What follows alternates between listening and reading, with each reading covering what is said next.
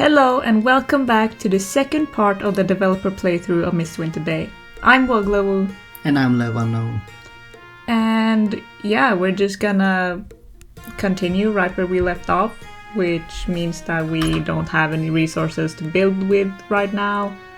So we're just gonna jump into another main event. And in case you didn't watch the first episode or forgot what happened, 2 of our townspeople died. Basically the last thing that happened, so we're down to just 2 characters now.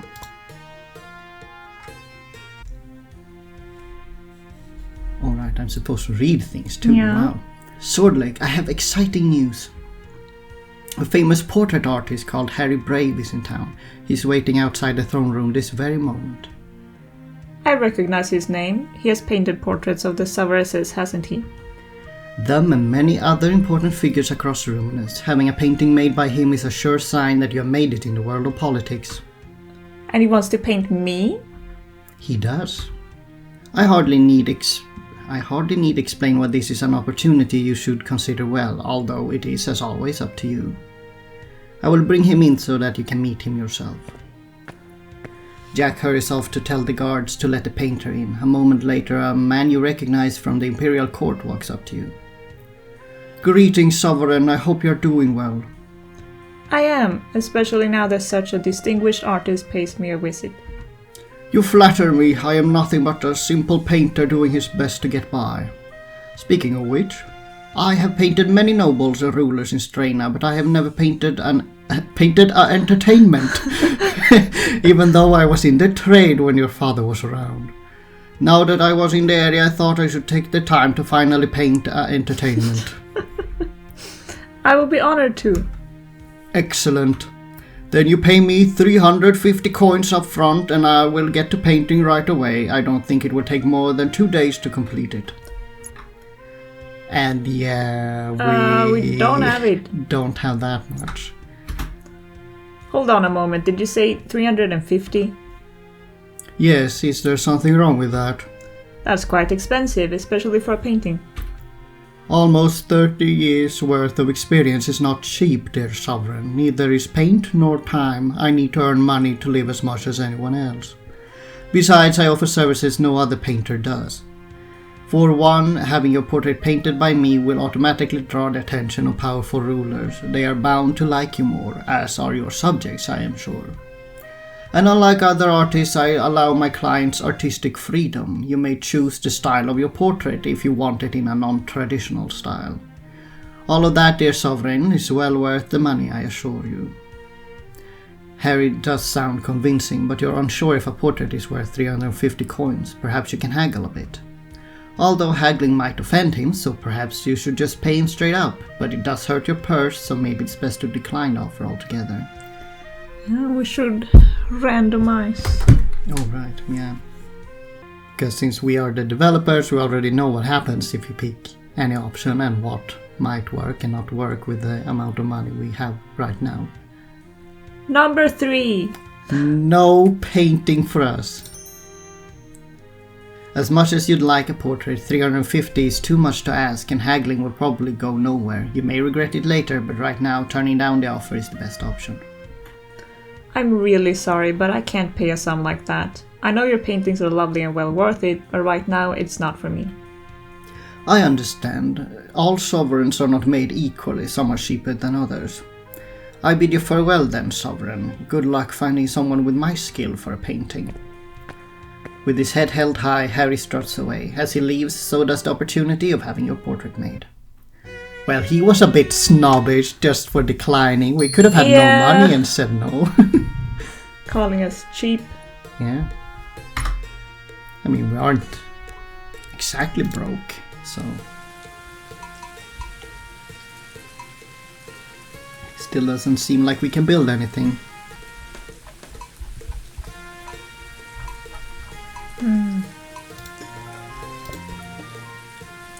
Still just Rocka. And you still don't want to see him for some reason. No.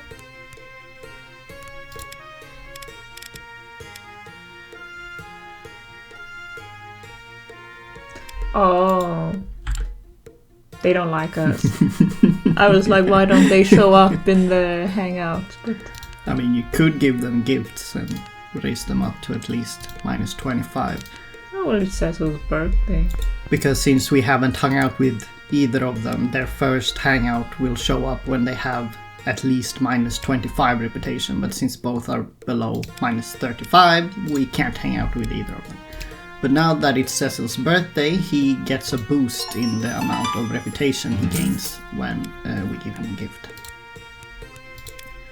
So now he shows up in the hangout menu since he has how much reputation? Minus 10. Still not great, but we can at least hang out with him now. So Should we? I guess so. I don't really want to, but okay. You pass through the throne room on your way to bed one night. Usually the grand hall is empty this time of day. That's not the case this time. Sophia is in deep conversation with a young man who you recognize from somewhere. It takes a while before you identify him as the innkeeper at the Wintermist Inn, Cecil Forth. You walk up to the two, only then noticing the large crate Sophia is holding. Oh, evening, kiddo. Didn't see you there. I was just about to head to my room. Sorry if you wanted to talk. Hold on a moment. What's the crate for? It sure is getting late. I better leave. Good night, you two. A somewhat tense silence embraces you and Cecil. It takes a while for him to meet your gaze. I didn't do anything wrong, I hope. That depends on what was in the crate. Ale, the best the inn has to offer, in fact, special order. Sophia placed it quite a while ago and paid extra to have it delivered here at night. You didn't find that suspicious? Who am I to judge the spy master? You know she's my spy master. That's hardly common knowledge. I'm the 5th generation of innkeepers in my family. I've heard enough from Mum about life on the sovereign's estate throughout the decades to know what type of advisors a sovereign needs. How about this? You don't put any blame on me for bringing Sophia some ale and I don't talk about her real title. Deal? I don't see why you should go around discussing my advisors in the first place. I shouldn't, but would that keep me from doing it? Not necessarily. There's no law against speaking about the titles of your advisors or discussing them in general. Not that I have done that. I've heard other people do it, but I don't join in on those conversations. Gossiping isn't for me. How about you just brush this little ale thing under the rug, pretty please? It isn't my place to scold you for completing an order. If I should scold anyone, it would be Sophia. Although that's hardly worth it, if she wants to sneak around some ales. If she wants to sneak some ale to her room, who am I to stop her? As long as she isn't drunk on the job, she can do whatever she wants. Spoken like a good ruler. I'm glad we have someone like you on the throne. Now I kind of feel bad. Why? Because you're nice and I'm withholding something from you. You see, Sophia didn't ask me to come here only for the ale. She wanted to discuss something with me. Discuss what? Voidism. More specifically, voidism in Mistwinter Bay. Since you are one of the few openly voidist citizens? That and the fact that I run the inn. Sophia thinks I hear more voidist opinions than I actually do, and she seems to think that my beliefs can generalize to others to some extent, since I hold a central position in town. So in case you've forgotten, voidism is a type of religion. So there are two religions. It's voidism that Cecil is following, and then there's avalorism, which our other only living townsperson, Dawn. She's the priestess of the local avalorist shrine. So they're talking about his religion now. That isn't the case, of course. Unlike most other voidists here in town, I don't follow a specific faith or church. I don't think anyone has the same beliefs as I do. Then what do you believe in? That's an excellent question that unfortunately has no answer. There is undoubtedly more behind Cecil's refusal to give an answer, but you get the feeling that he won't answer even if you pry. You could always try, or you could change the subject. Let's change the subject. You can't shake the suspicion that an answer is beyond your reach at this point. Instead, you decide to ask about Sophia's order. The ale you gave to Sophia is the inn's specialty, right? That's right, locally brewed by us as it has been for centuries. It's a farm on the way to Forge that handles all the ingredients, but the brewing process itself is conducted by us in the inn's basement. So now we open up the map to see where Forge is. So that's basically the closest town to right Mistwinter Bay. And that's probably the town that's mentioned the most in general, just a random town, since it's so close. Us. Mum and I. Or maybe I should say I brewed it. It's been a long time since Mum did anything like that. But I still feel like she's a part of the inn, so I'd like to add her to every chore. Mentally, of course, she's too ill to do anything physically. My condolences. Haven't we had this conversation before? It feels familiar. Either way, no need to feel sorry. She can't leave her bed, but she isn't much worse than that, I'm sure. I make sure of that. I may not be the best innkeeper in the world, but I like to think I'm a good son. I'm sure you are, given how much you seem to be thinking about your mother. Thank you, Sovereign. Well, this has been nice, but it's about time I head on home. Mum needs dinner. See you, Sovereign. Keep going strong. We got an achievement for hanging out with Cecil, so we got one last time for hanging out with LevUNknown, so there are separate achievements for townspeople and foreign leaders. And we still don't really have enough resources to build anything. Yeah. Maybe just another main event.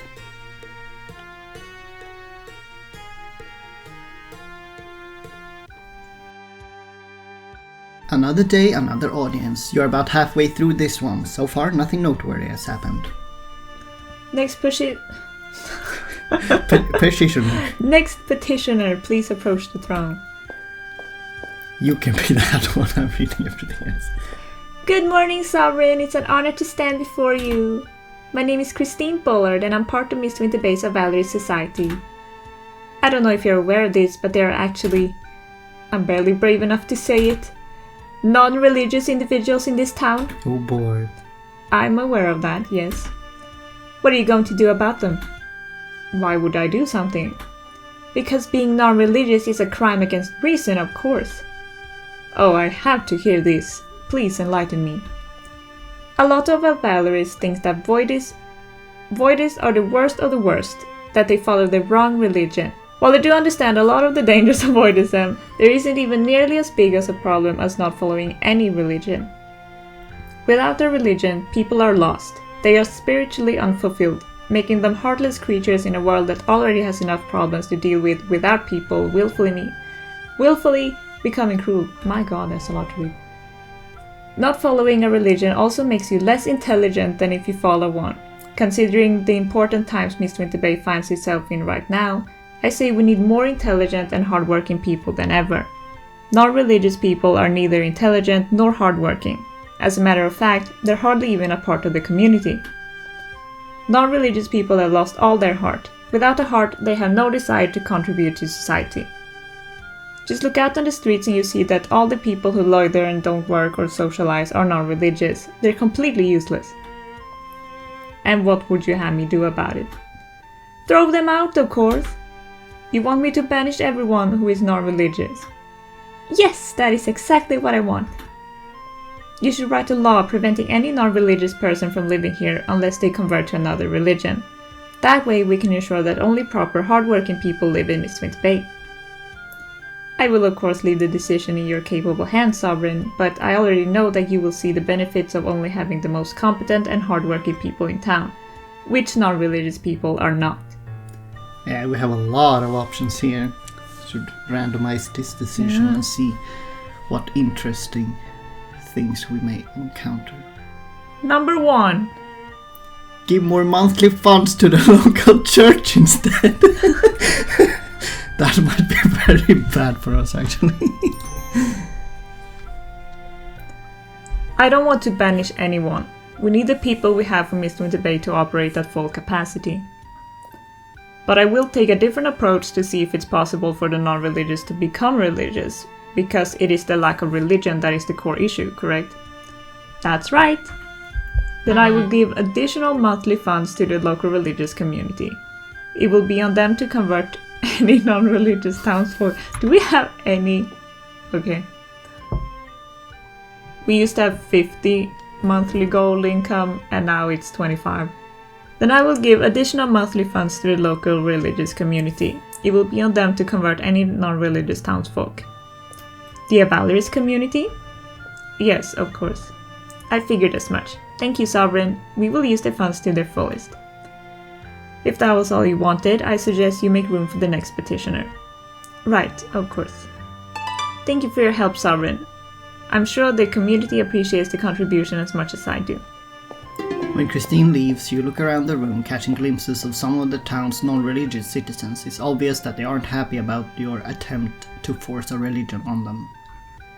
But that is a price you are prepared to pay. More religion makes Mistwinter Bay a more unified place, after all. Next petitioner, please. And it doesn't really matter since we don't have any. Yeah, we don't have any non-religious characters right now. Who's here? Edmund. I guess we can visit him. You walk into the Winter Mist Inn just as a bearded man heads out of one of the rooms. He puts away some medical instruments in his bag. Ah, pardon me, I didn't mean to block your path. That's alright, you're not in the way. Pardon my curiosity, but you're a physician, aren't you? Physician, doctor, healer without magic, whatever you feel like. Did you just treat someone here? That I did. I'm pretty sure Mistwinter Bay doesn't have an official physician.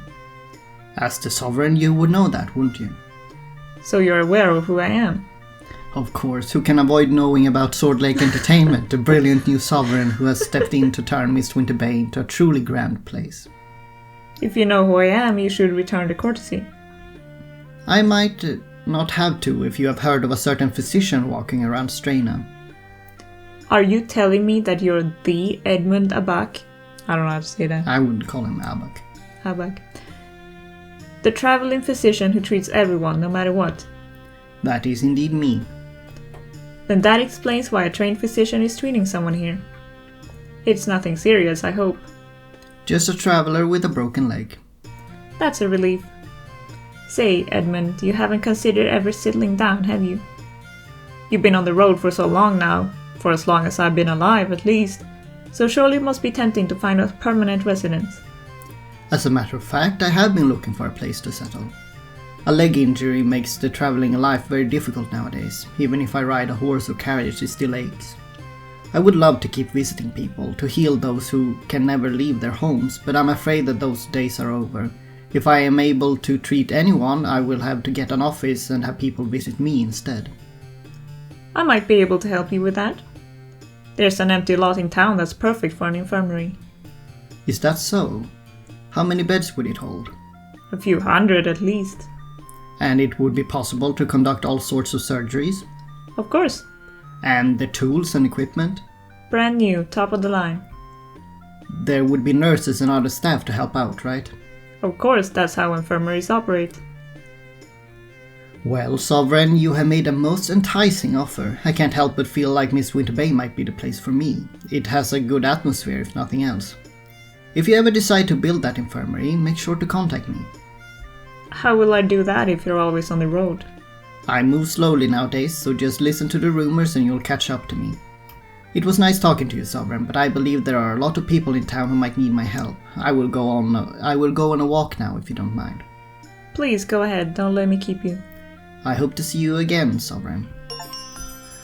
So there we got an achievement for meeting someone at the inn. So basically the characters that show up at the inn, like Edmund did, are people who can move in to the town. So we just have to build their building that they mention in this little visit thing. So Edmund mentioned the infirmary, which we can build here.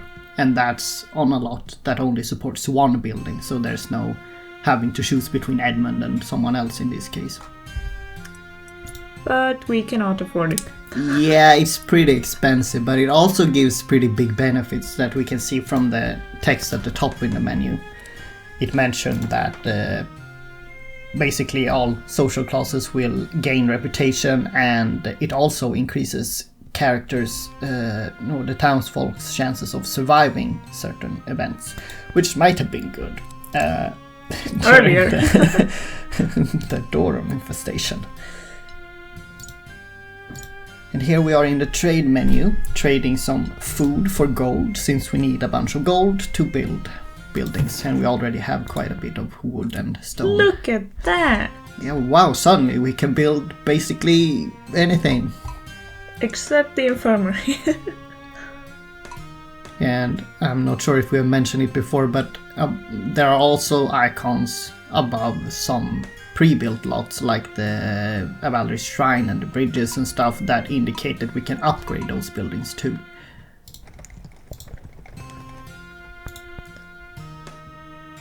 But we should probably just build a regular building of some sort. Yeah, something that gives gold. Yeah, which is basically every building.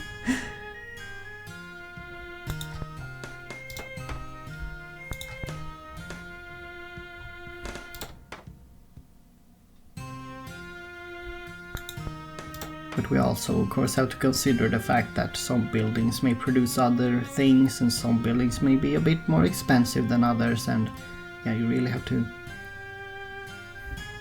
consider which building is the best for the current playthrough.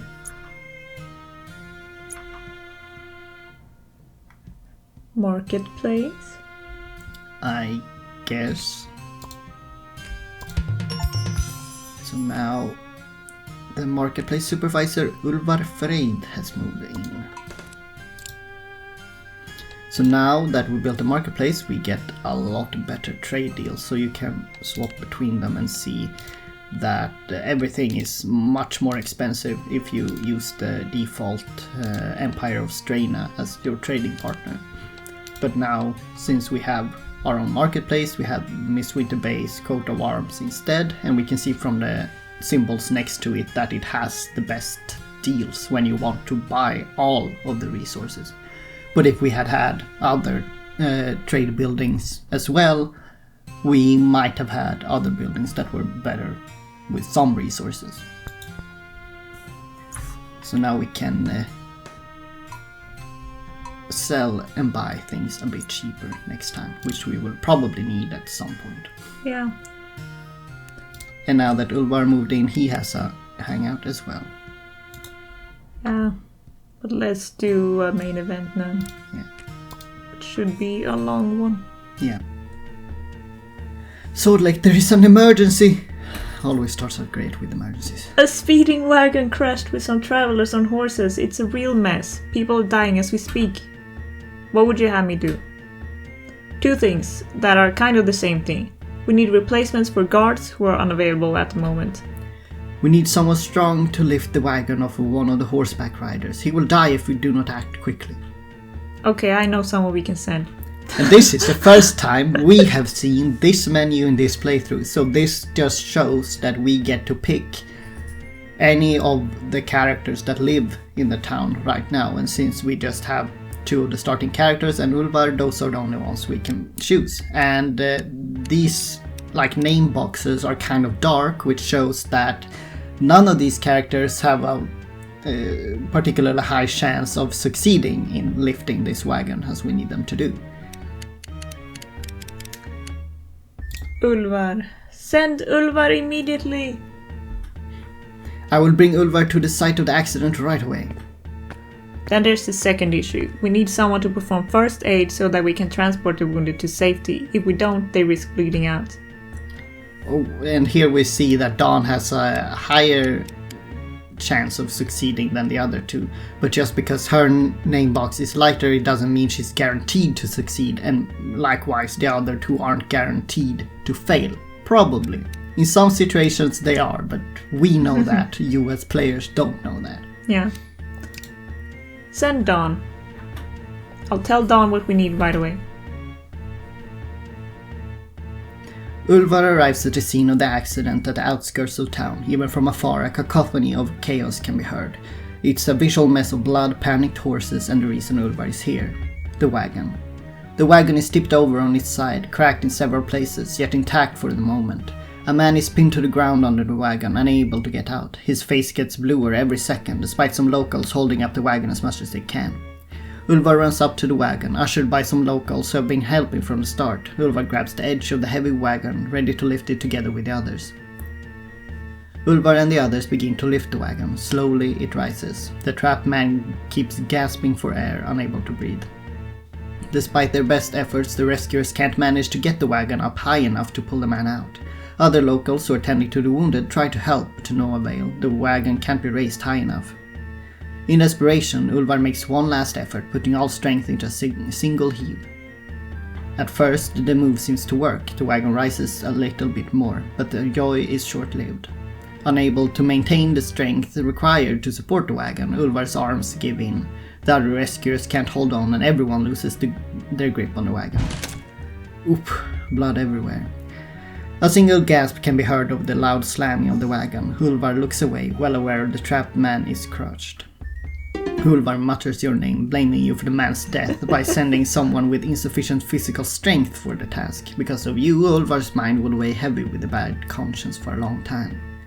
With the wagon being dealt with, Ulvar takes a deep breath. Others at the site don't have time to catch their breath since they have to tend to badly wounded travelers. Luckily, Don is there to assist them. Using what is available on site as well as some necessary equipment brought from home, Don starts tending to the wounded. Fast but properly applied first aid manages to stop the bleeding on one man's leg so that he can be transferred to town for proper treatment. Don moves on to the next person. Meanwhile, other volunteers take note of what Don is doing. Some start to ask questions. Despite the pressured situation, Don manages to remain calm enough to give helpful answers and keep treating the patient at the same time. Within 5 minutes, all wounded have received successful first aid and are transported to town for proper treatment. Don and the others sigh in relief, finally able to catch their breaths. The volunteers gather around Don with praise for the efficiency and competence Don brought. Don is grateful, both for the compliments and for you for putting Don on the task so that it could be seen through to completion. The site is cleared. The wagon, broken beyond repair, is trashed. Some wood can be salvaged and is put in the town reserve. Given the urgency of the problem and the lack of guards to handle it, you accept the report of the event with a logical mindset. You did what you could in this situation, and that is that. So that clearly wasn't a long event. It was a short one, but now we could see clearly what happens when you send someone who succeeds and someone who doesn't succeed. So obviously Ulvar didn't succeed because he simply wasn't strong enough, but Dawn did succeed because she had enough healing capabilities to do it. Or was simply lucky, because that is the case in a lot of the situation, that there's almost always a small percentage chance of someone who doesn't have the right skills or whatever to actually complete a task that you send them out on. And just an FYI that these skills are like hidden statistics, so you will have to learn more about your townsfolk to be able to assume what they can do. But in some cases it's as easy as looking at what their profession is. For example, if it's a really strong, physically strong character with big muscles and things like that, it's pretty obvious that they can most likely handle any physically demanding tasks and stuff like that. And otherwise, like Edmund that we met at the inn, who would be a physician, it's probably a good idea to send him on basically any healing task that you have, since he is working with healing people, so he should be able to handle it. And that's basically that, so should we do another main event? Yes, and now it will be a long one. No, it's still a short one. Really? Yeah, it's gonna be late autumn. After a long day and night's work, you finally leave your study, ready to turn in for the night. As you head towards your bedroom, you take the route through the throne room. Despite the very late hour, you aren't the only one there. Oh, Jacques, I wasn't expecting to see you. Goodness, you frightened me, Swordlake. What are you doing here this late? Nothing much, I was simply reminiscing about the old days. But that is not something I should bother you with. You should go to bed. Our sovereign needs as much sleep as possible if Mistwinter Bay is to remain safe. If you say so. Yeah, we can leave this chat for you people to you experience can discover it on your own. Yeah. You're right, I was heading to bed anyway. It's been a long day, so I really need some rest. Then I wish you a good night. Sleep well, Swordlake. Well, that was easy. Yeah. This time it's going to be a long event. Yes. So there are 2 long events per year, so they start in late spring and late autumn. So if you, for some reason, don't start a new main event in those months, you're gonna skip that being a long event.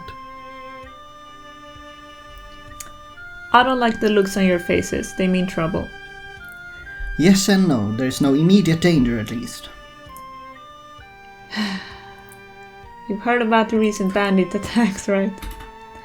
Yes, there have been some attacks on locals in the past few weeks. The guards haven't been able to track down the bandits.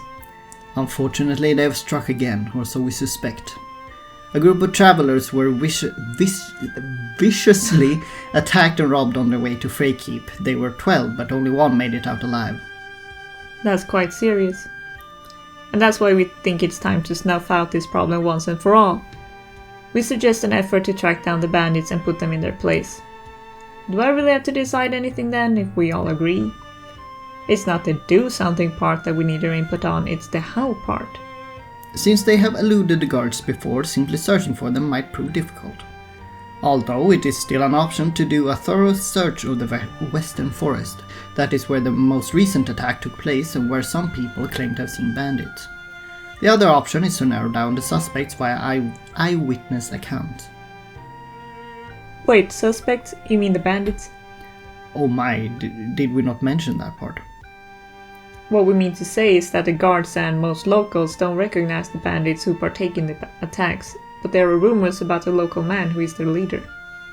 So far we don't know if there's anything to the rumors, but if there is, we could probably solve the entire problem by taking care of the leader alone. In other words, the second option is to try and find the bandit's leader by talking to an eyewitness. We have a couple of options for that too. So it's trying to find the bandits in the forest or figure out who their local leader is. That about sums it up. So what do you suggest we try? Well, let's randomize and see. Only 2 options this time. Number 2. Interview an eyewitness. Talking to someone who might know who the leader is sounds like a good idea, especially since guards have been looking for the bandits already. I agree. Even though the rumors about the leader are only rumors, we could still learn some important things by talking to people who have been involved. Then talking to the only one who survived the most recent attack is probably a good idea. No one, as far as we are aware, knows more about the bandits. She saw them with her own eyes, after all. Although some say that Cecil knows a thing or two about the leader's presumed identity. Cecil, really? Those are the rumors, at least. If Cecil truly knows something, that is an option as well. Can't we talk to both of them? I'm afraid not. Cecil has a lot of work to do and is only available now. This is just limiting the options here. And the woman who survived the bandit attack will continue her journey to Freykeep in a couple of hours. Who do you think is the most important to talk to? Well, let's randomize again. Number 1. Interview the survivor. Well, we know for a fact that the woman who survived the latest attack saw the bandits in some shape or form, so talking to her is a given. Then I will bring her in right away. She was not far off last time I saw her. Both Jack and Sophia head off. A couple of minutes later, Jack ushers a tattered woman into the throne room. Good day, Sovereign. Not that it's a particularly good day. The attack took place today then. Yes, this morning. All my traveling companions gone just like that. I'm sorry. Did you know them well? No, not really.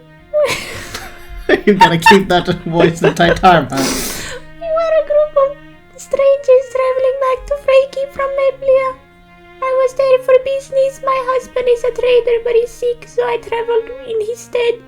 I know some of the others were traders as well. Others were visiting relatives or simply touring the place. Can you perhaps tell me about the attack? I'm trying to find the bandits who did it. I don't really remember a lot, I'm afraid. Partly because of the shock, partly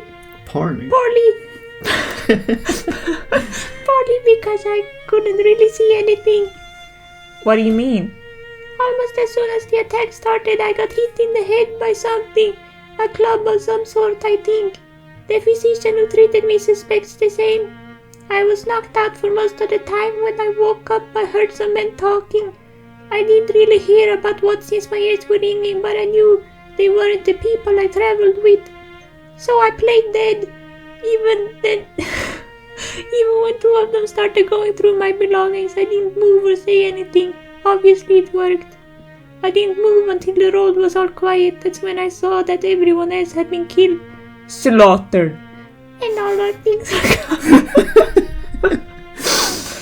Would you recognize any of the stolen things if they are found? I don't think so. The only things I had were general leftovers that I couldn't sell in Meblia, impersonal things. Even my travel kit was impersonal, brand new for the trip. I see, that's unfortunate. Is there anything else you can tell me about the bandits? Did you not get a look at them at all? I saw 4 of them jump out in front of us on the road. They blocked the path so that more of them could sneak up behind us and attack. I have no idea how many there were, but there were a lot of them. What did the ones you saw look like? I don't know. They look like bandits. Very helpful information. Can't you be a bit more specific? How about height, hair color, clothes, weapons, anything? They had regular clothes, I think. They didn't look too shabby like bandits usually do. A few had daggers, a few had clubs. The weapons weren't in bad shape, but not very expensive either. I didn't reflect on their appearances more than that. It was too quick, all of it. And they just looked like general bandits to me. Do you remember anything else that may be of use? Maybe someone that looked like they were the leader? No, I'm sorry. I wish I could be of more help. Don't push yourself. You've given what you can and there's no reason to feel bad. I think that is all. Thank you for your help. Farewell, Sovereign. As the survivor leaves, your heart sinks. Even though she gave all the information she could, it didn't help you get closer to finding the bandits or their leader. And now it's too late to ask the busy Cecil as well. However, you don't feel comfortable with leaving the ordeal here. Something has to be done to ensure that the town is safe from bandits. Jack, Sophia. Yes? The survivor didn't give enough information to act upon, but I think there must be something we can do. We could search the forest like we discussed earlier. Or we could ready our defenses. For what? More bandit attacks, of course. We can't prepare properly if we don't know how many there are, whether they are hiding or if their leader is a local. Would you look at that? I thought I was going crazy. Because if their leader is a local, they may as well be attacking inside the town walls soon. Still, putting up some sort of defense must surely be better than no defense at all. Sure, we could do something actually productive and not waste money on subpar defenses.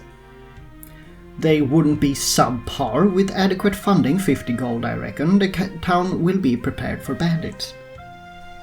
A regular bandit group, sure, but this one is different. They're too clever. Maybe too many as well. Either way, it is not up to us to decide. What do you say, Swordlake?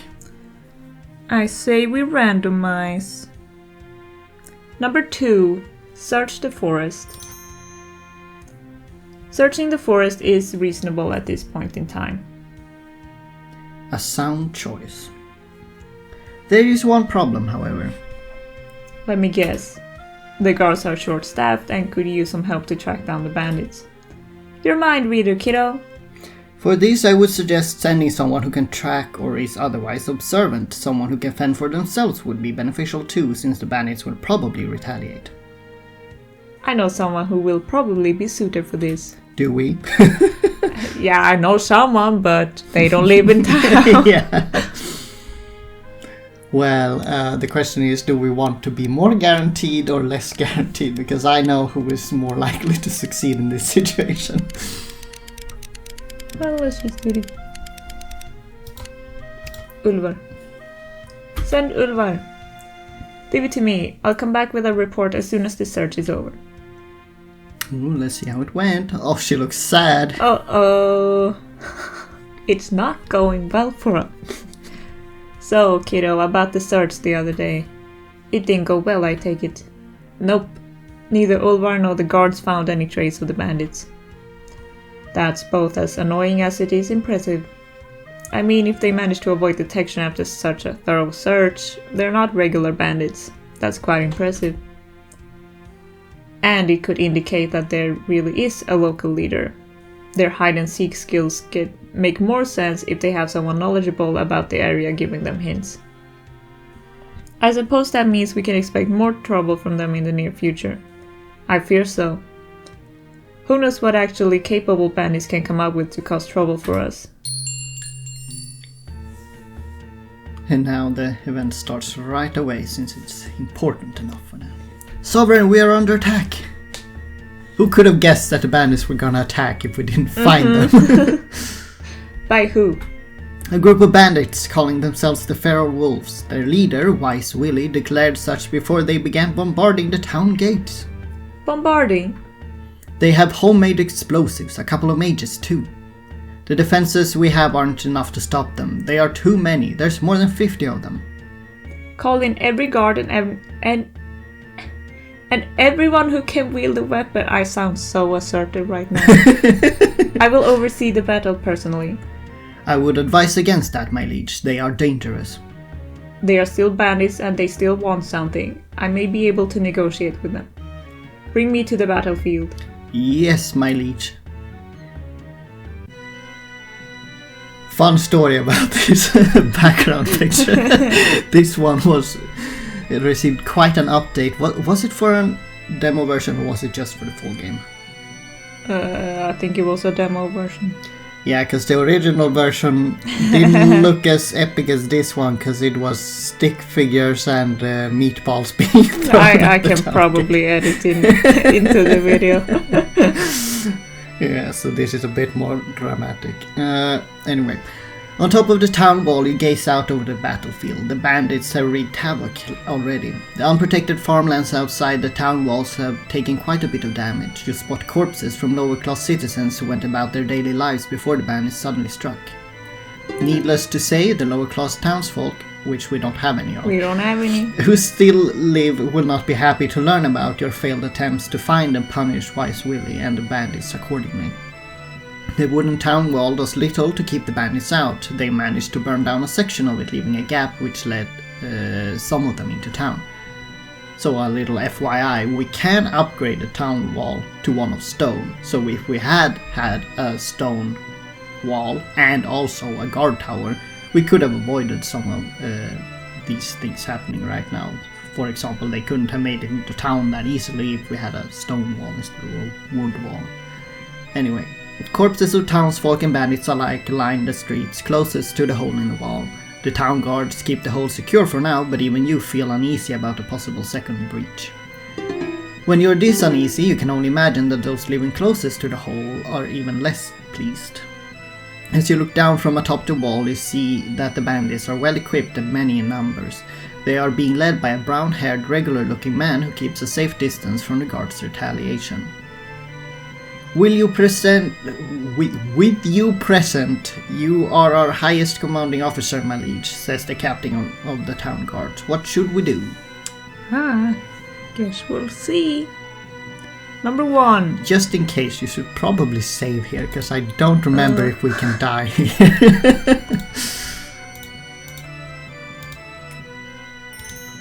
Give a defensive stance. Block, barricade, and secure all possible entrances. They shall not enter town. If we stay vigilant, they will eventually give up. You say. The guard captain bows and runs off with the orders. Within moments, every gate and possible entryway into town is properly secured and barricaded. Guards will stay behind the walls and keep close watch every moment. On every moment close.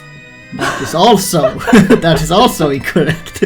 A lot of spelling mistakes in this one, but it's also one of the oldest ones. So, movement close to the barricaded points of interest. Unfortunately, the bandits aren't deterred by this. Instead, they change strategy from going after the guards to focusing fully on the main northern town gate. You watch in disbelief as they hurl explosives and fire magic at the gate. The wood quickly gets scorched, ready to burst into flames at any moment. You face a difficult choice as you realize you either have to order the guards to put out the fire, leaving them open and the other entry points meagerly protected, or let the gate burn down and allow the bandits to enter town through that specific opening. Well, let's see. Number 2. Let the gate burn down. Despite the risks the strategy poses for public property and the population, you see no other viable option but to let the gate burn down. Let the gate burn down. Make the bandits think they have the upper hand. Then, when they enter town through the open gate, we take them all down. You tell the nearest guard. The word is spread like wildfire until every guard is ready to counter the bandits. Waiting at a safe distance behind the now flaming wooden gate, they keep their weapons at the ready, preparing to slam the trap shut as soon as the gate is brought down. Due to explosives and the bandit mage's ruthless attacks, the gate is brought down fairly quickly. Its shard remains slammed into the ground. Bandits rush over it, letting out their loudest battle cries. Their leader is with them now. Then the guards strike, pouncing on the bandits from 3 directions, excluding the handful of archers posted on the town wall. They quickly and efficiently go through row and row of bandits. When Wise Willie notices the trap, it is already too late. He's too far into town, too close to the guards. As a spear is rammed through his head, how very nice, the other bandits realize the danger in full. Those who can flee back to the woods, never to return. However, most of them are not that lucky. As the dust settles, the sheer number of bandit corpses is evident. Luckily, the guards have only sustained minor injuries. No civilians have been harmed since the gate was brought down either. Most of the damage is purely material. You suspect some people will be quite relieved by that. The material damage needs to be dealt with, however. As you glance over the gate, the area surrounding it, and the farms that the bandits raided, you assess the damage to be around 150 gold. No! No! Yeah, that's a lot of gold. It is not a sum you're happy to pay, but you do what you must. So little FYI, if we hadn't been able to afford to pay that, I think we would have asked Empress Ophelia to pay in our stead, and then she would have been upset. Because obviously she doesn't want to pay for our things. With the repairs planned and Wise Willie gone, you feel confident that this ordeal is over. You doubt that the surviving bandits are brave or foolish enough to come back to where their leader and comrades met their end.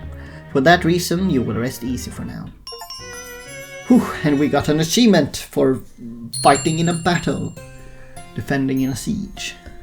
Well, now we can't build anything either. Maybe trade for some gold. Yeah.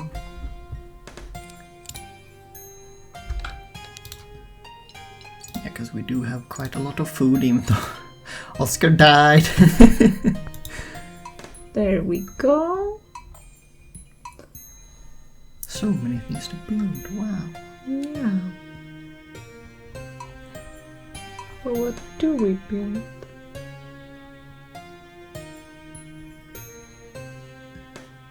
I was thinking maybe we should build the mill. Even though he's dead. Yeah, isn't that a fun thing to do? Because if we build the mill, we will increase the food production for the wheat farm by 500. Well, I guess. The miller, Faye Miller, has now moved in. Who could have guessed she was a miller? What a fitting name. Yeah. Well, we get a lot of food at least. Yeah.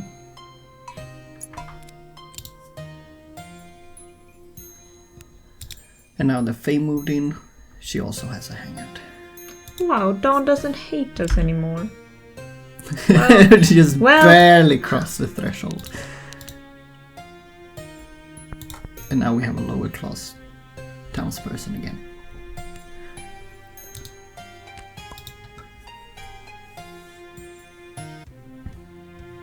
Psst. I'm bored. Want to do something fun? Sophia, I swear, if this is something illegal, that's what I'm getting at. You have the power to make things legal or illegal. Explain. You can make whatever you want into a new law. I'm really bored, so why don't we come up with something silly to become law? Like what? Could be anything you want. Maybe fine people if they walk around in their pajamas outside. Why would I care about that? That's stupid. Yes, that's the point. It's meant to be stupid. Come on, let's come up with something funnier together. And randomize the options again. Let's see if we will. We will not. We refuse no silly laws in this castle. Laws are not something that should be made willy-nilly. It's a very serious thing, Sophia. You're not fun. I'll just go down to the inn then. Seriously, she can be such a child sometimes. She can. Yeah. What a shame we missed out on making a law. Yeah.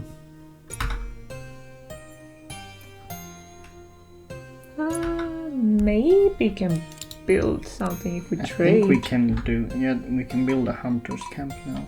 But that's the only one we can afford right now. We also haven't checked with that inn. But I guess we could leave all the inn meetings to you people, who should play the game on your own anyway. Yeah. You less. Now look at that.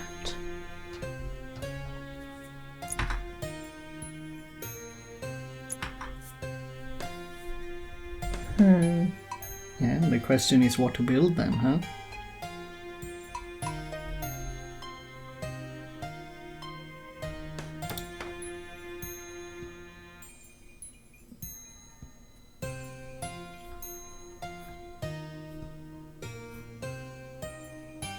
You can't decide, huh? I don't know. You don't know if you're gonna go for the all food plate. Yeah, exactly.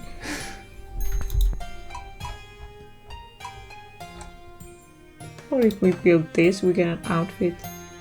I guess so. The tailor, Moira Fleming, has now moved in.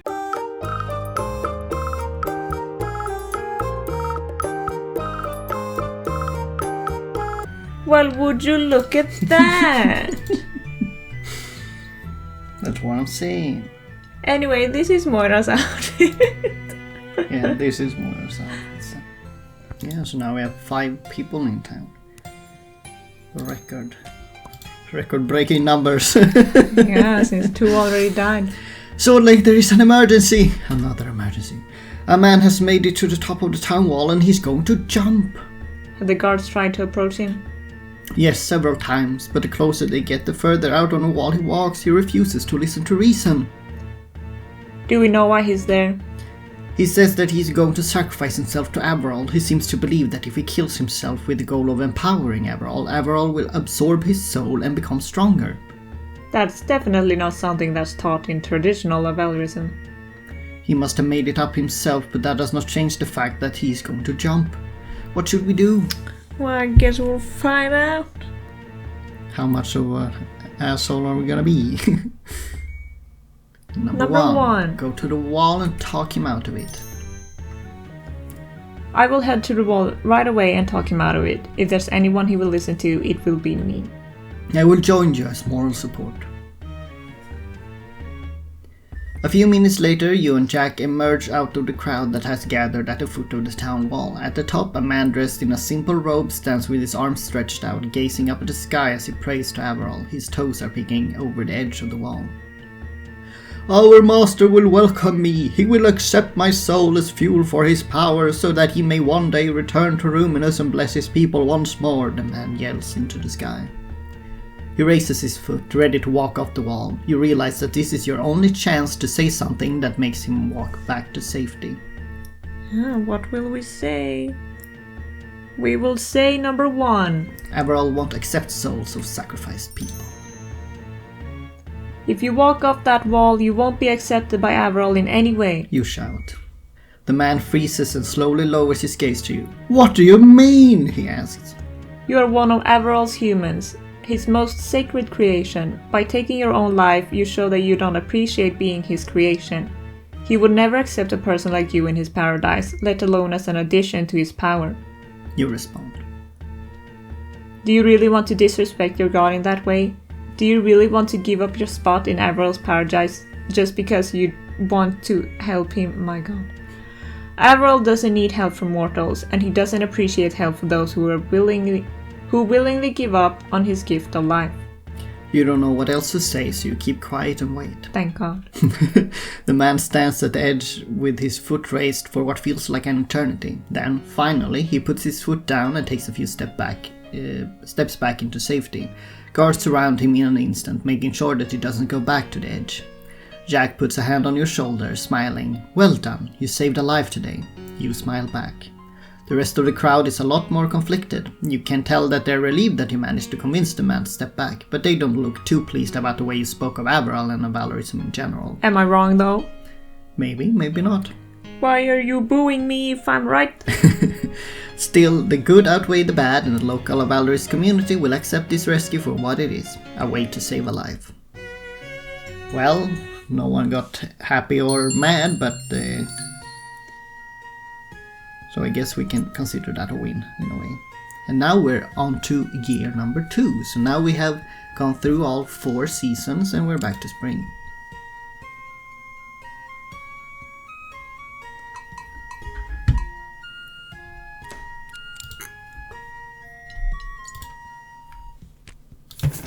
Trading for more gold so that we can build something else, hopefully. What did I build last time? You built the tailor shop. Oh yeah, for no reason. Should you build a smithy now then? My favorite? The blacksmith, Gale Smith, has now moved in. Who could have guessed? Best character. And I am not biased Not in biased any at way. all. Just an FYI, that's like one of the... How many characters? Like 6 characters or something that she has written and I have written everyone else. Yeah. Main event. Sophia, is everything ready for Lord Gilder's arrival next week? We might have done a very good thing by moving in Gale right now, depending on what option we get. I thought you knew that Jack is the person to talk about things like that. I am well aware of that, but as you can see, Jack isn't here. Then I will answer to the best of my abilities and say that it probably is knowing Jack. Good, I want the crew as prepared as possible in case the weather is bad. It shouldn't be, but one can never be too sure. Crew? As in the crew you usually go out with on your ship. There aren't many other crews around, are there? You really shouldn't go out at sea now, kiddo. I know that you are afraid of the sea, but I don't have... You haven't heard then? Heard what? About the recent mermaid attacks. Mermaid attacks? I thought we were safe from those. It's much safer now than during earlier eras, but you're never really safe at sea. Mistwinter Bay has been a hotspot for mermaids in the past, so it isn't surprising that there are some off the coast from time to time. So just another FYI that there's... Like, the mermaids in this world are not the typical, like, Disney type of mermaids that you're used to seeing. They're like actual monsters. How they were traditionally portrayed in most like actual historical mythology, and then they kind of turned nice eventually. So here they are like, they have fangs and long claws and they tend to eat people, and they were a big menace in Mistwinter Bay several centuries ago, and it was in Mistwinter Bay that people learned how to hunt and kill them and made the sea a bit safer, but they're still very dangerous, so... That is the case now, with a trio of them being spotted not too far from Mistwinter Bay. I suppose you haven't heard about it since no person has gotten hurt. There have only been damages to the boats. But I was going to go out there with Lord Gilder. He is coming here next week, and since he's from Australian inland town, he really likes the sea. I was hoping that bringing him out there might make him spread some good words about me. I highly advise against that. Mermaids are not to be taken lightly. Although, I suppose you could head out if you bring someone who can protect you from them. Nowadays, the knowledge of how to hunt mermaids is readily available, so someone in town might be able to help. But it's still best to stay away. You don't want to get killed because someone else might slip up. I guess we'll see. I guess we'll see what we're gonna do. Number 3, going without extra protection. Well, I guess we might die. I'm gonna say... Go without extra protection. I understand your concern, but I don't think anything will happen. My ship has harpoons installed like every ship does, and the crew can help if something goes wrong. Not that I think it will. We will most likely just be faced with calm open water, because if the mermaids haven't attacked anyone properly yet, they won't go for my ship. That's the type of confidence that gets people killed. Mistwinter Bay is founded on Mistwinter wheat and hunting mermaids. As the ruler of this town, I think I know enough about them to be able to tell if this is a bad idea or not. I really urge you to reconsider. At least bring someone along whose sole responsibility is to keep watch. The crew will be busy keeping the ship afloat. Then why don't you tag along? I can't stand being at sea, it makes me too anxious. Then it obviously isn't that serious. At least take your personal guards with you. They might ruin the mood. Besides, they won't do that much good against the mermaids. They aren't trained for that type of fighting. They might even get in the way if mermaids show up. I can't argue with that. Just promise that you will be careful. I will. I'm not the sovereign of Mistwinter Bay for nothing. And I suppose there's nothing I can do but wish you a safe trip once Lord Gilder is here. 1 week later, you, Lord Gilder, and the regular crew board your family's ship and head out on open water. It is a lovely, sunny day with fresh air and perfect winds. The ship sails with a smoothness that only occurs during these perfect conditions. It is clear to you that Lord Gilder loves this trip. He keeps going on and on about how different it is from the rolling hills of Innistrana and how it feels so much easier to breathe out here. During the few moments when the wind picks up and the ride speeds up, he looks like he's having the thrill of his life. When several hours pass and nothing out of the ordinary happens, you relax as well. Despite what you said to Sophia, you weren't completely sure that nothing would happen, but now that you are here and that is the reality, you can afford to enjoy this perfect day for what it is. When the sun is beginning to set, the ship returns to Mistwinter Bay. As you escort Lord Gilder off the ship through town and towards your estate, he promises to tell everyone he knows about how good of a time he had. He even claims that Empress Ophelia will hear about it and be impressed. Regardless of if he will actually tell anyone or not, you have enjoyed your time at sea and can return to your regular duties with vigor once Lord Gilder heads home tomorrow. Well, that went surprisingly well. How lucky for us, huh?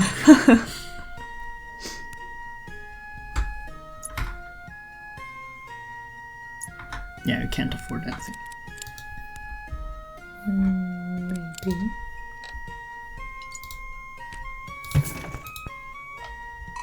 Can't afford Nope. anything. Nothing.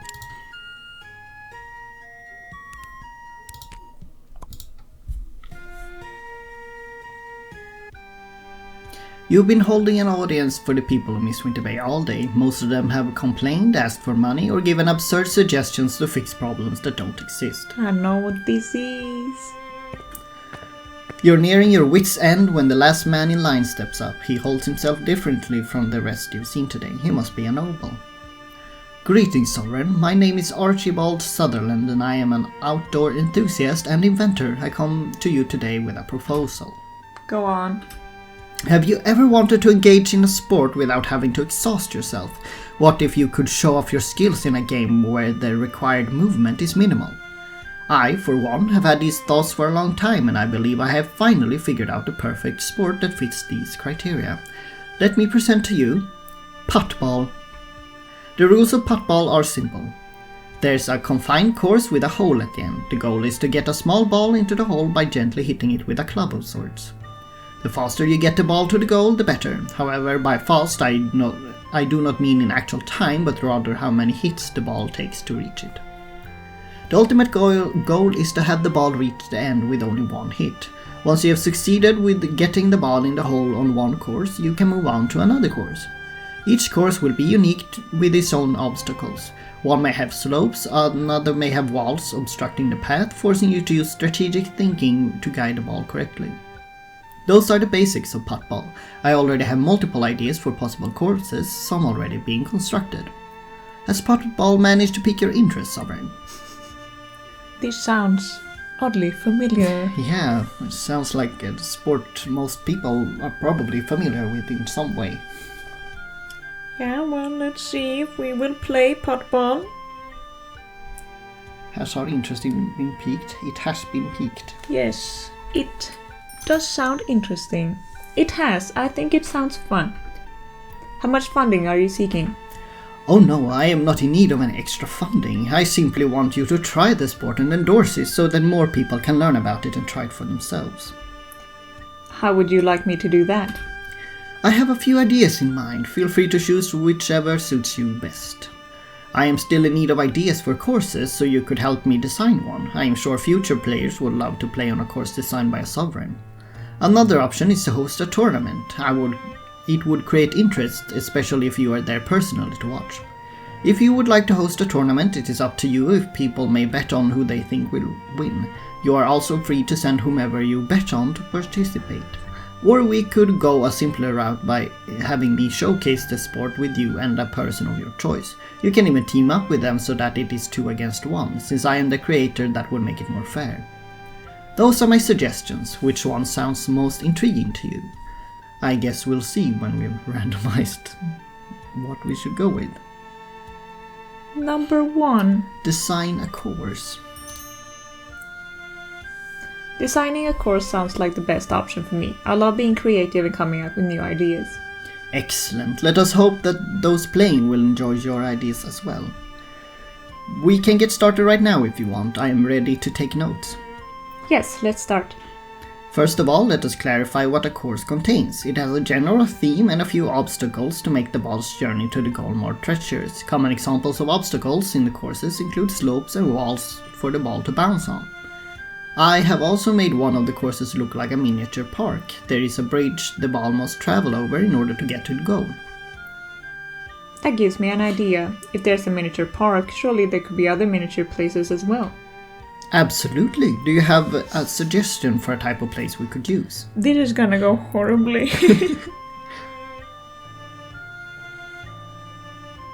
Number 4. A forest. I think a forest would be a fun course to play. The vegetation could make for some interesting obstacles. Splendid idea, Sovereign. It is a theme I have not considered before. I am thinking we should have 3 obstacles that match the forest theme. It is best if it's as cohesive as possible. What do you have in mind for the first obstacle? A big wave! In a forest! I want the first obstacle to be a big wave. It'll function like a slope, but be more aesthetic. Noted. I will make sure to put a big wave as the first obstacle. And what obstacle do you want in the middle of the course? A crowd. Will we have any sort of forest in the forest? A crowd of people. The second obstacle will be a step up from the first one. I want it to be a crowd of people. The thought of the ball bouncing around the miniature people is hilarious. You sure know how to come up with unique ideas, Sovereign. A crowd of people would be made as the second obstacle according to your wishes. Now then, what do you wish to see as the final obstacle on the course? A guard with a stick. Where are the trees? The last obstacle should obviously be the most difficult one. I'm thinking it would be fun if it moves, so players would have to time their hits perfectly in order to get to the goal. A guard blocking the goal would be perfect for this. Perhaps he lowers his spear to prevent the ball from going in. What a wonderful idea! Only a Sovereign would be able to think of having a moving obstacle as the finale. Do you think you can make it work? Of course, no problem at all. Oh, I'm so excited that I could burst. I simply must get working on your course right away. I will let you know when it is done, then we can hold a small testing event to see what people think, mostly about puttball in general, but also about your course. I'll be waiting patiently. Yeah, us too, and see how disappointed everyone is Yeah. since there's no forest in the forest. It's been a while since you heard from Archibald, but you received a letter yesterday that he would be coming back to hold a small puttball event. Just as you're wondering when he will arrive, the doors to the throne room swing open and Archibald enters with big steps. Greetings, Sovereign, the day is finally upon us. The world will get to know the existence of puttball. Greetings, Archibald. It's an exciting day indeed. My people set up the many courses with yours as the main event. It is a bit bigger than the other courses and definitely more interesting to look at. Yeah, interesting being the key word here. It requires some manpower to crank the lever that controls the moving obstacle, but that effort is well worth it. I can't wait to see it. Let us not waste any more time in that case. Follow me. Oh wow, I wonder what sport this could be referencing. You and Archibald reach the site where the puttball courses are set up together. It all looks very intriguing. You've never seen anything like it before. Just a little tidbit of fun information. This entire event was created just because we kept asking our sister if she had any ideas for like main events to add to the game, specifically short events. And she just kept saying mini golf, obviously as a joke, but she didn't say anything else. So we'd be like, okay, we'll add the mini golf then, but obviously renaming it so make it fit a bit better. Football. Your course is definitely the main event, but it doesn't seem to have turned out as well as you hoped. The forest theme has been beautifully conveyed in accordance with your wishes. It has the big wave, the crowd of people, and the guard with a spear is the grand finale, and 0 trees. The forest theme has people more confused than anything else. Perhaps the big wave, crowd of people, and guard with a spear were such a great combo after all. The course is still beautifully made, but it's a bit incoherent. Nevertheless, you watch with a smile on your face as people give your creation a try. They laugh and get frustrated, especially at the guard with a spear. You're itching to give it a go yourself, and Archibald wastes no time giving you a club so you can do just that. You practice a little bit before deciding to try the course for real. Archibald says he will keep track of your score so you can focus on doing your best. The first obstacle is the big wave. It's not necessarily a difficult obstacle, but you struggle a little since it's your first time playing. Next up is the crowd of people. It's a bit more difficult, mostly because you find it very beautiful to look at. Whoever crafted this did an excellent job. At least it wasn't we who crafted it, because then it would have been even worse. You eventually made it past a crowd of people after some mishaps. Now you're facing off against the most intimidating and impressive obstacle of them all, the guard with a spear. It moves rhythmically, with some sort of mechanism powering it from underneath the base of the course. You try to get a feel for the rhythm before giving the ball a putt when the obstacle is out of the way. The ball easily rolls past the guard with a spear and into the hole at the end of the course. Everyone claps for your accomplishment of clearing the most difficult obstacle in one try. You feel proud of yourself, especially since this was the course that you designed. The initial confusion about your course wears off with time and people keep playing until sunset. You take your chance to try all of the other courses as well. Before you know it, it's time to head back home. Great job out there, Sovereign. I think we really managed to convince the people that puttball is the future of sports. You definitely convinced me. I might ask you to build a special course for my own personal use. But I think you will have to design the courses on your own going forward. I don't think the public are particularly fond of my creation. It was definitely fun to play, but it might have been a little too silly. Perhaps so, but you have given me great ideas for many more courses. Having moving obstacles was especially clever. I am truly grateful to you, Sovereign. After all, you have made a lifelong dream come true. I have always wanted puttball to be tried like this, but no other Sovereign has ever listened to me. I cannot thank you enough for this opportunity. That being said, I am afraid it is getting late. I should head back home. You and puttball are welcome back to Mistwinter Bay anytime. I am sure our paths will cross again someday. Yeah, the forest theme was not it. That's how it goes when you randomize literally everything. Now we should be able to build something. Wow. But what should we build?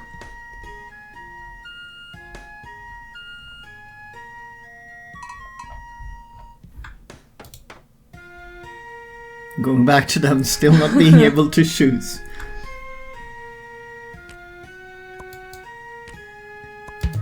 Will they be shipdogs? Yeah. Having Kieran moving and some foreign leaders getting happy since they have somewhere to trade easily.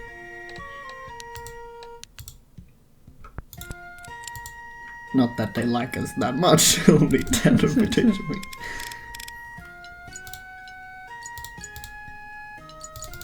Yeah, we have a few people in town now.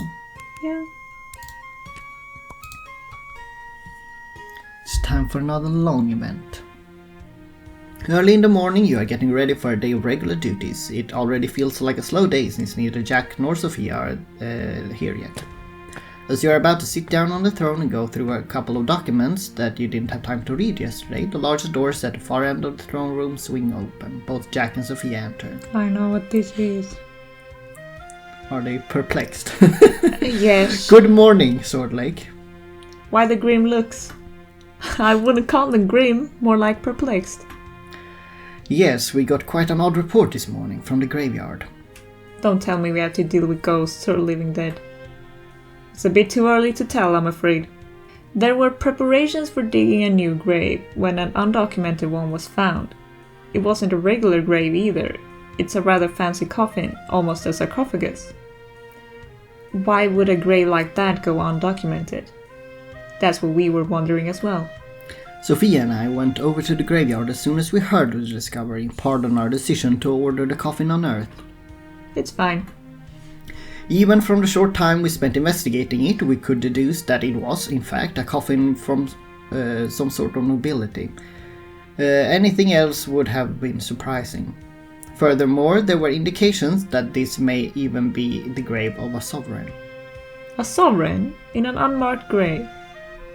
It is unmarked, but at the same time not. The coffin itself is covered in a bunch of strange symbols, magical ones, we suspect. But it isn't any type of magic that we're familiar with.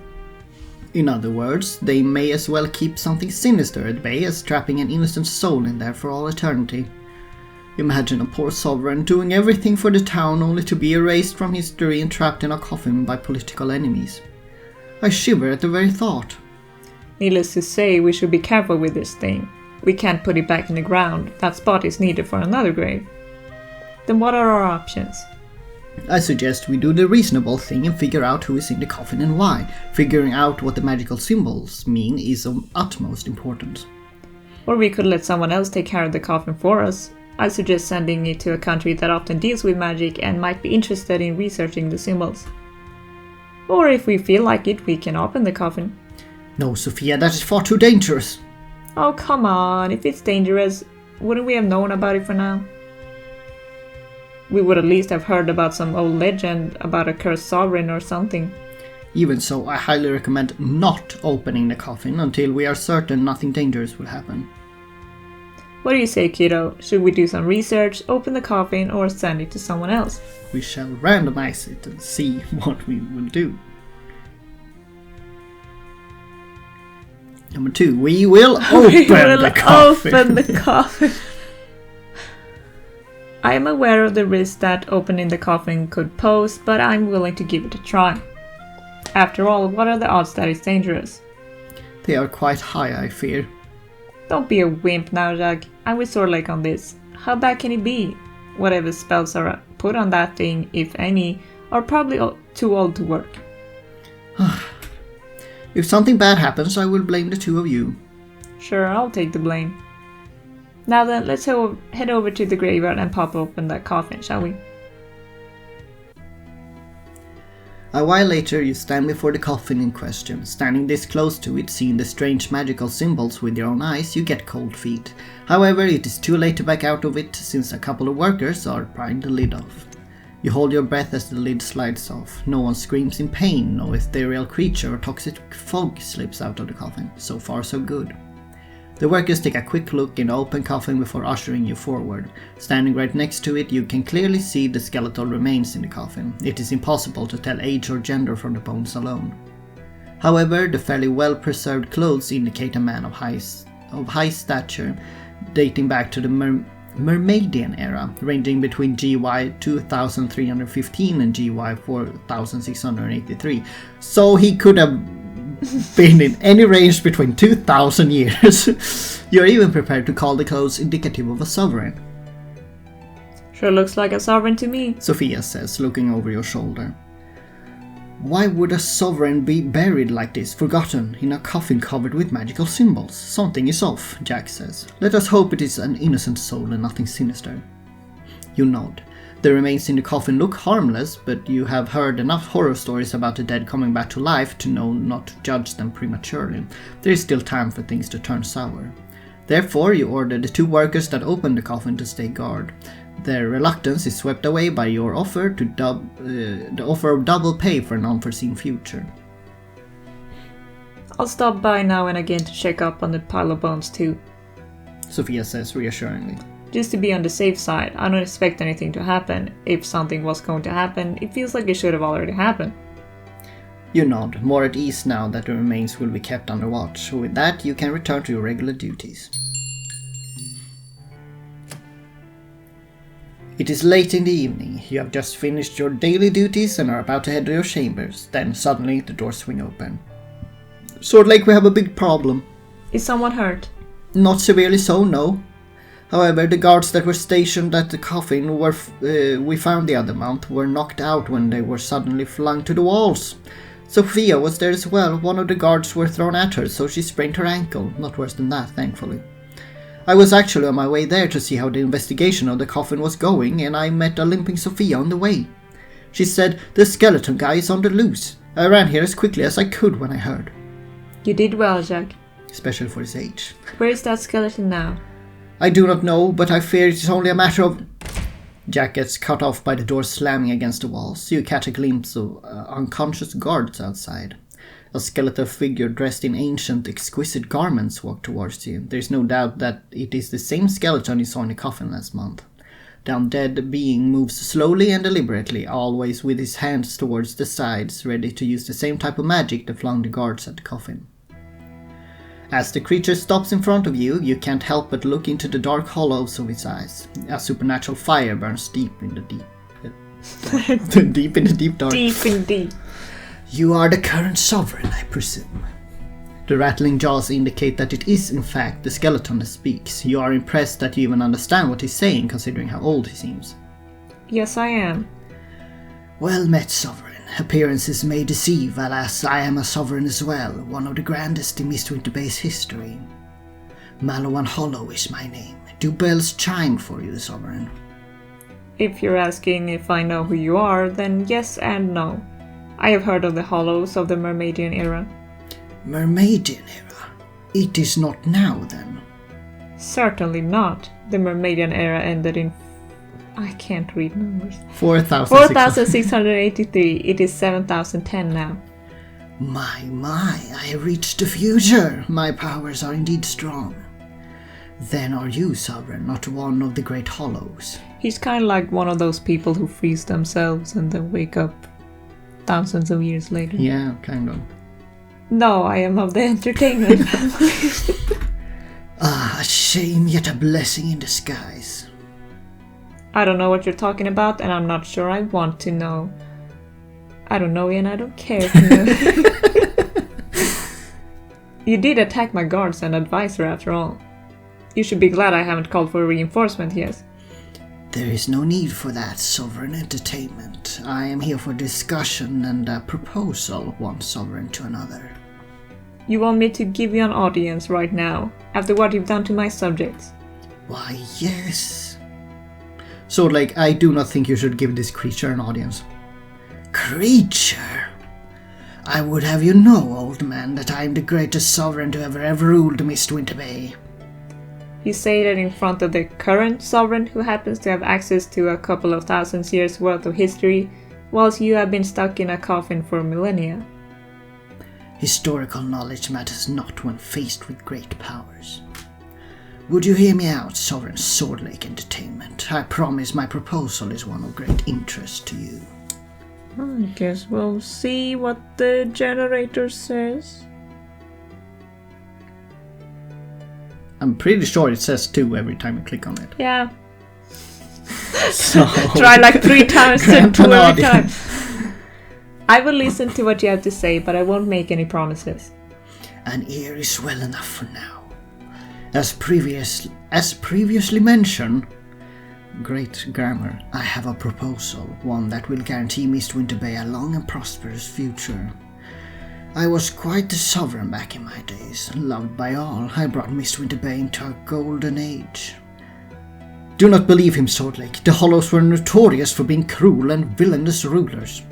In fact, their entire reign ended with execution as the widow of Marshal Hollow tried to poison her sons, the sovereign's father-in-law. Both the sovereign and his mother were executed due to collusion.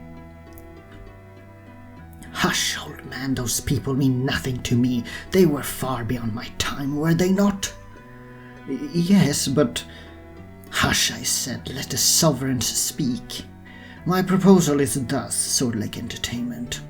You continue to rule with me by your side. 2 successful sovereigns, side by side. How do you know I'm successful? You are still sovereign, are you not? That is proof enough. Besides, I was aware of the town I passed through. It is flourishing. Then I don't need your help, do I? There is no upper limit to progress. We can only do better together. So you suggest I share my title and power with you? Is that what you're saying? You do not need to share it, since I already have title and power alike. I am, after all, sovereign and have been so for millennia, you said. Alas, my aim is not a throne, it is the prosperity of Mistwinter Bay. Thus you shall of course remain on the throne. I will merely stay at your side. So you want to be my undead advisor? Your undead husband is a more fitting title. Husband? Yes, surely you can imagine such splendor, can you not? I don't think my subjects would take lightly to me marrying a skeleton. Besides, I don't even know how you're alive, yet dead. Why were you in that coffin? Who put the spells on it? I put the spells on it before my death, of course. The Hollows have always held great magical powers, and I am the most accomplished mage of them all. Such magical powers, along with my splendid ruling abilities, are too great to leave in death's grasp, are they not? It would be a shame for Mistwinter Bay if I never returned, would it not? I'm not convinced. Oh, come now, dear Swordlake. I may not be the strapping man I once was, but I assure you the political and magical power I offer in marriage is too good to reject. Swordlake, surely you cannot consider this. This is insane. Hush, old man, let the sovereign decide. Will you accept my marriage proposal? Well, I guess we'll see. 2. Oh no! No! Proposal? Accept! It would probably benefit Mistwinter Bay to have the wisdom of 2 sovereigns at the same time, especially if one is from the Mermaidian era. It was a golden age for the town. You cannot be serious. Do not consider this. It is obviously some sort of trap. How could it be? I don't know magic that needs a marriage to work, and I don't think LevUNknown can do much that's not related to magic. He's only bones, after all. Precisely, dear Swordlake. With all due respect, Swordlake, you do not know a lot about regular magic, even less so about dark magic and necromancy. I am certain that this is some sort of trap that will benefit only LevUNknown. Please, reconsider this. I'm gonna say...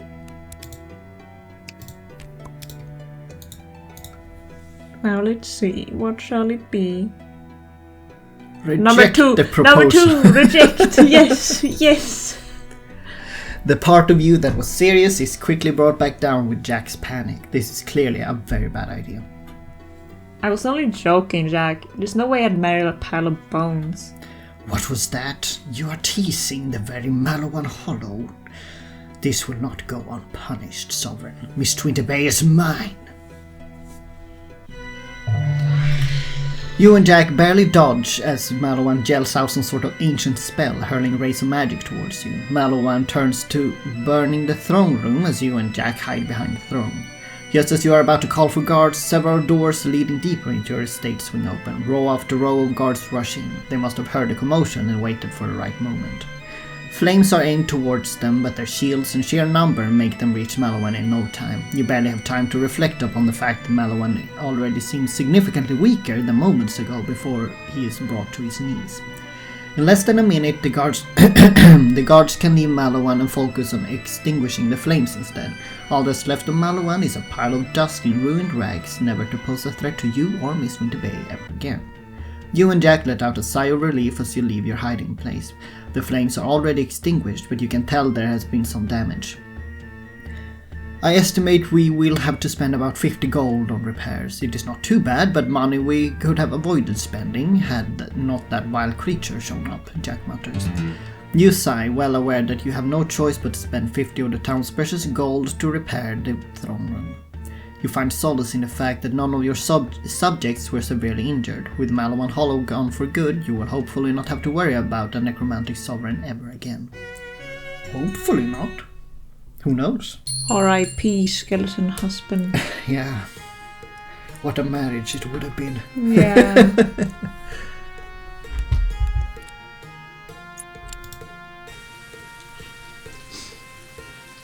Yeah, 50 gold on repairing that could have been worse, I guess.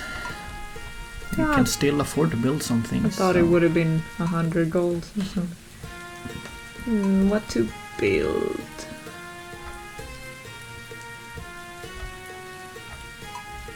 Can save the resources too. I could, but am I gonna?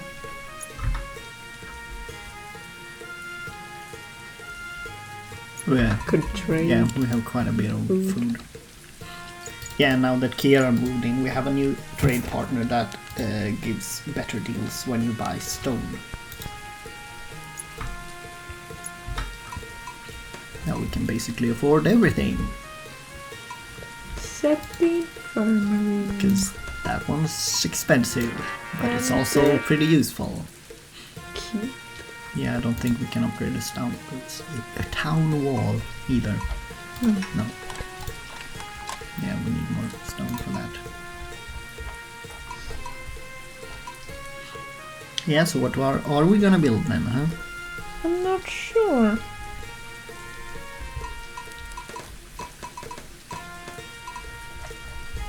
Probably something that produces something at least.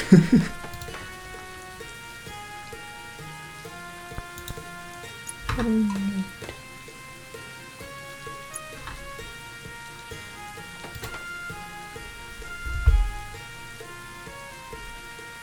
$50 gold ain't bad.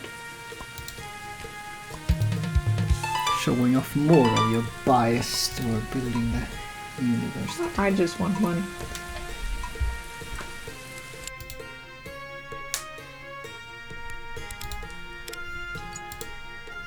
There she is. Yeah. Our first new noble townsperson, I'm pretty sure. Yeah.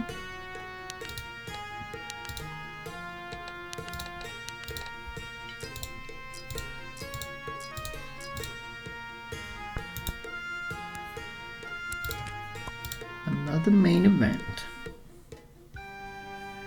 It's the middle of an audience yes. when a very happy-looking man walks up to the I throne. know what this is.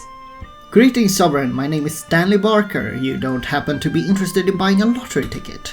You sure get right into it. Explain what this lottery is. It's very simple. You buy a ticket for 25 coins and there's a chance you win big. But there's an even bigger chance I lose, no? Those are just the rules of lotteries, I'm afraid. But more often than not, you will at the very least get your money back. Think of this as a low-risk chance to win several hundred coins. And if you're our number one luckiest participant, you will get money even the Empress herself would be jealous of. What do you say, Sovereign? Will you participate in this once-in-a-lifetime opportunity? I will make the executive decision and say that we will buy a lottery ticket. I suppose I can spend 25 coins in hopes of winning big. Wonderful! Just take a ticket right here and I'll write down your number in my notebook. I got number 5! Yes! Noted! I will be back in a week or so with the results. This should And be if good. you're lucky, I will bring your prize money as well. Stanley, what an absolute champ. It's been a week since Stanley Barker came by with his lottery and you've been waiting for him to announce the results. Just as you start considering if the whole thing was a scam, Stanley walks into the throne room. Sovereign! It's been a while, hasn't it? I'd love to continue the formalities, but I'm so excited I just can't help myself. Somehow you managed to win one of our bigger prizes. Really? I won something? You sure did. Here you go. 500 coins! What? Oh my god, insane! Now we're rich. Kind of. Well. Wow, thank you so much. Enjoy your money, Sovereign. I hope our paths may cross again someday. What an absolute dude. Very short event, too. Yeah.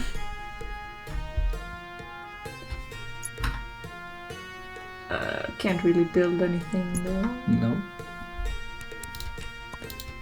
We're just hoarding coins. Yeah, that we're probably not gonna use. Sovereign, there's an emergency! Several attached residential buildings in the center of town have caught on fire. Are there people in the buildings? Yes, we suspect there are about 5 to 10 individuals trapped in there. The guards are helping as much as possible, but we can't do much on our own. We would greatly appreciate extra manpower as well as your guidance. Do you need a rescue operation to help those trapped, or do you need help putting the flames out? Either. If the fire is put out, we can easily rescue those who are trapped. If those who are trapped are brought out safely, we can take as long as needed to put out the fire. We're controlling it so that it doesn't spread to the other buildings regardless. So, we need someone who can either help put the fire out or someone who can partake in and lead a rescue operation. Number 1. Send someone to put out the fire. We deal with the fire first. If we're fast and efficient enough, those trapped inside will be fine. Hopefully. Using magic to put out a fire would probably be the most efficient way, but that does of course require someone who can use magic. Otherwise, we go with the common method of creating a chain to pour water on it. We have some people working on it already, but we need more, especially someone who can organize it efficiently. They need to be strong enough to withstand the physical work for a long time as well. So this choice kind of clearly displays that we need to send characters no matter what we pick, but that they should have very different types of skills. So if we want to use magic to put out the fire, we need to have someone who can actually use magic, which not that many townsfolk can. Or if we use the traditional method, it has to be someone who has physical strength and a skill that we call charm, which means that they are basically good at talking to people. And it's number one, magic. Let's use magic for this. I know someone who can help with that. Do we? Well, it's a lot of dark ones, but Dawn and Cecil seem to be able to do it. Fetch Cecil to put out the fire with magic. Will do. Thank you, Sovereign. Within minutes, Cecil is at the scene, ready to put out a fire that is consuming 3 attached residential buildings in the central town. Screams can be heard from the buildings, telling Cecil that there are still people inside. Guards throw buckets of water at the fire, but little can be done. When Cecil walks up to them, they breathe a sigh of relief. We heard you were coming. Please, put out the fire. Magic is invaluable now, one guard says. Cecil nods and gets ready to use magic. Standing in front of the middle building, Cecil starts gathering magical energy. Having gathered enough eternal magical power, Cecil calls on the element of water in the fabric. Bystanders flinch as Cecil starts shooting a strong ray of water at the buildings. The water itself is enough to put out the fire, and Cecil makes it even more efficient by aiming it perfectly. Within moments, the buildings are fire-free. Guards and volunteers can easily enter the buildings. 10 minutes later, everyone who was trapped inside are brought out into the fresh air. Thanks to Cecil's quick and competent actions, the buildings were extinguished before taking too much damage, meaning they can be fairly easily repaired. But more importantly, no one died in the flames and smoke. Rescuers and victims alike thank Cecil for the assistance. Cecil receives plenty of praise, as do you, for assigning the task to someone so competent. Unfortunately, you can't rest on your laurels. There is more to be done before this ordeal is over. The fire is extinguished now and everyone made it out alive. You did well orchestrating this, Swordlake. Unfortunately, there's more to be done. There are those who were stuck in the buildings who were fairly badly hurt. They need treatment. I feared as much. How is our capacity? Can we take care of them? The town can unfortunately not accommodate them in this state. Unless you know someone who can treat them at their friends or relatives, we should send them to Forge for treatment. That would cost 50 gold, so if we cannot afford it... Oh well. We probably shouldn't do that, or something like that. We could let their friends and relatives care for them themselves. I don't think it would be a very popular decision, but we could do it. We should act quickly. What do you want to do, kiddo? No. Yeah, let's see, what do we get? What should we do? Number 3. Let their relatives care for them. They're none of our business. The wounded's relatives should be able to care for them themselves. It's not the town's responsibility to do that. Then I'll inform them of that right now. I'll be back in a moment. I'm back with fairly unsurprising news. The relatives aren't happy. Neither are some of the people in town who have heard about it. They think you're selfish and heartless. Oh dear, that is not very good. Hey, see it from the bright side. At least we didn't spend any money or send someone who'd only make the wounded worse. A fair point. There's no changing it now anyway, so we might as well move on. They weren't that upset anyway. Was it Just a bit grumpy. I think it was -5 or something. for the middle class? Yeah, I think so. Yeah.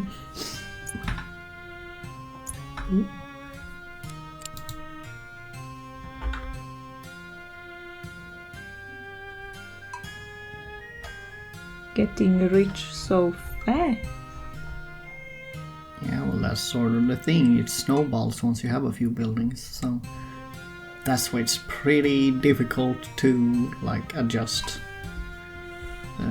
things.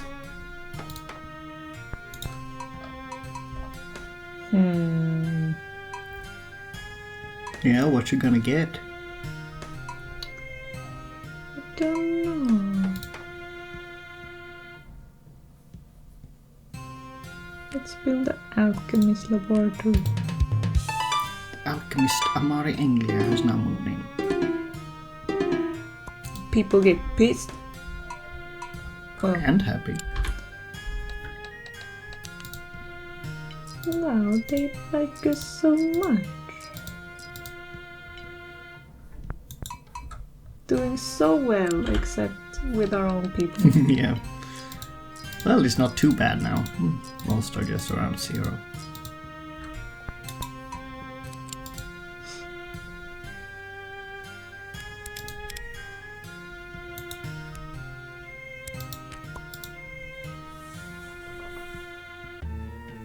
My liege, it's an emergency! Another emergency! It's just one thing after the other. An Utrian ship has sunk off the coast. An Utrian ship, I thought they were supposed to be near unsinkable.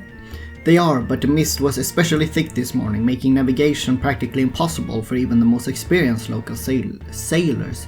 Since the Utrians aren't used to these waters, they didn't stand a chance. But that doesn't matter. The main point is that there are people drowning at sea right now. There are a bunch of local boats and ships out there trying to help them, but they're so unorganized they risk running over the survivors. They really need someone to get things together out there. You will send someone out on your ship, won't you, my liege? I guess we'll see. Yeah, I guess we'll see how mean we're gonna be. No, it's none of our business. I'm not going to send anyone and risk one of my own people falling into the water in the chaos. The Utrian should have known better than to go sailing in thick mist. But my liege, they're dying out there. That isn't my problem. They're most likely outside of my jurisdiction anyway. They are, but... If locals want to help, they can do that, but the government won't provide any assistance. That is my final decision. All right, as you wish, my liege. Let me give you a fair warning, though. I doubt that the people will like this. They do not. And considering the sailor's nationality, I'm fairly certain that King Orig will be very disappointed. Be that as it may, my decision still stands. Of course, my liege. I will go inform the people by the bay about it then. Wow, that went great. We're so helpful. We're so nice.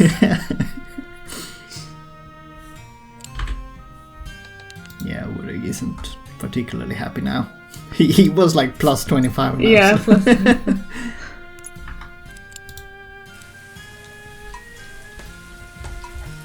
Can afford even more buildings. Yeah, I can trade for more stuff too. Yeah.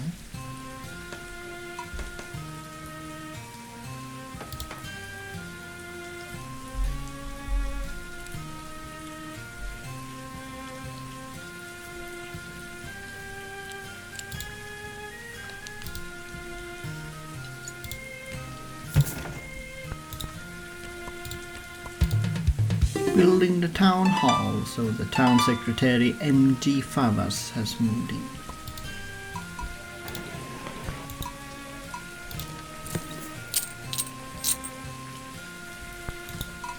Ulva is busy, huh? Yeah. His finest weapon yet.